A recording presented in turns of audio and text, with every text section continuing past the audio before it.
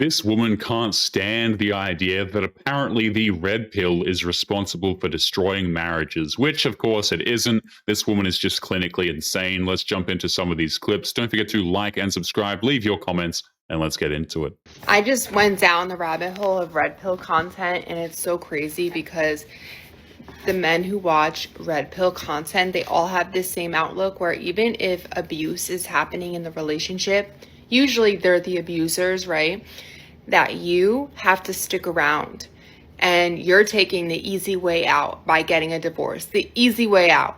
That is the easy way out. And people today, they can't stick it out and be strong and create a marriage that's strong. They can't get through the tough times.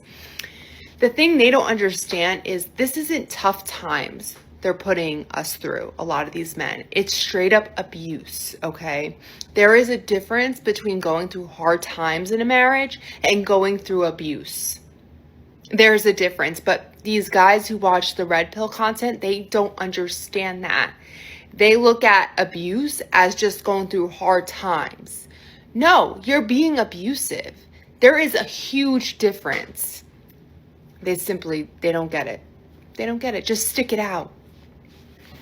These women have no idea how offensive they sound when they just blindly accuse husbands of being abusive. They have thrown around that word so often that the word is pretty much meaningless at this point. It's come to the point where if a man sticks up for himself, that's considered abusive behavior, and these women have no problem using that as an excuse to divorce them, even though they don't have a legitimate reason. They just want to be petty.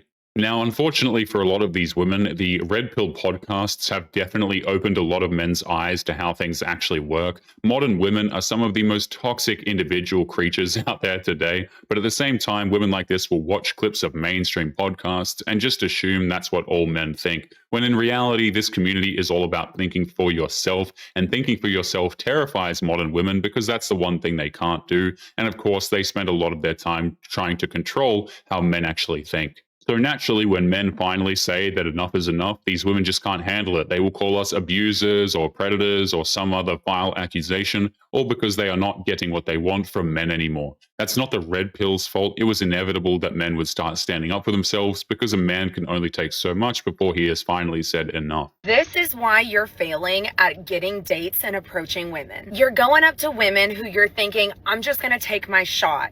And you're honestly not having the confidence you need. You gotta stop putting an attachment to the outcome and start building your social skills. When you build your social skills, you will build your confidence and you will build your self-worth.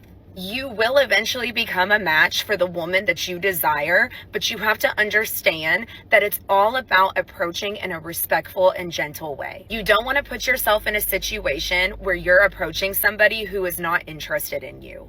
That is where discernment comes in. Start just by waving, smiling, and saying hello to people throughout your day. You will see how many people are actually receptive towards you. Modern women started this whole mess off by saying that men need to leave women alone, that men are these evil, violent creatures that make them feel so unsafe. So the good men complied and left them alone. Then they started complaining that men are not approaching them anymore, while glossing over the inconvenient truth that they were the ones who demanded that in the first place.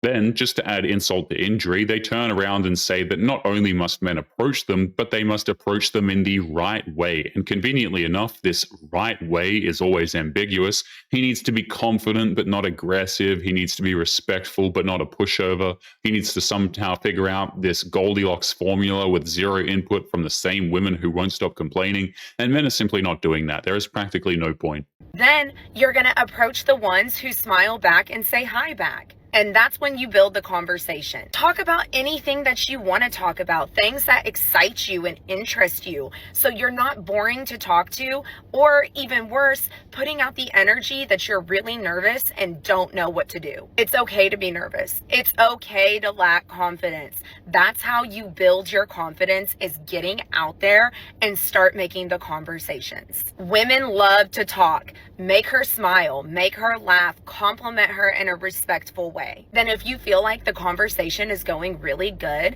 then ask her, can I get your number? I would love to take you on a date sometime.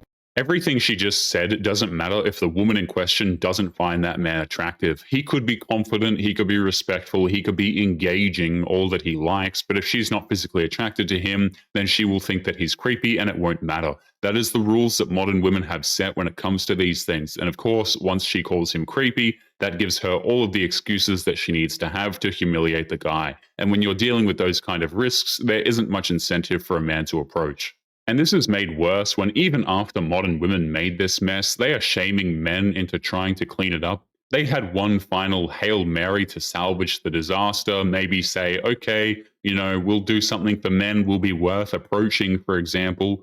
But of course, none of them really are. And they refuse to be worth approaching because they view it as the man's job to just approach them anyway. The goodwill that women built up with men over thousands of years has been all but destroyed, and these videos don't come across as helpful as much as they do condescending. When women are equal with men, the birth rate will fall automatically. This is something Isaac Asimov said, because when you tell women that their only purpose, their God-given role, the only meaning that they have, the most important thing they'll ever do is have babies, and you keep them out of other spaces, they will have lots of babies. Because that is the only way that they can have meaning and fulfillment. They don't have other options. And so they'll have lots of them because that's their way of feeling like they matter, like they're contributing, and they get good feeling from that because I'm doing what I'm supposed to, right?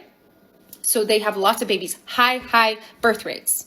When women are more equal with men, and they have the same opportunities in all of the spaces, business, government, religious leadership even, the birth rate will fall because women have more fulfillment, more meaning met in these other spaces. So they don't just have to pop out babies to feel a sense of self-esteem. And they're also busier. So they're not going to have as many babies because they're busier with other things in their life. Women and men exist because of a natural drive to procreate. That's one of the reasons why we've reached the point of existence where we are today. Women have a biological drive to want to get with a man and reproduce. There's nothing wrong with that idea, but modern women find it offensive when this is brought up, and they say that it's a symbol of oppression, which makes absolutely no sense.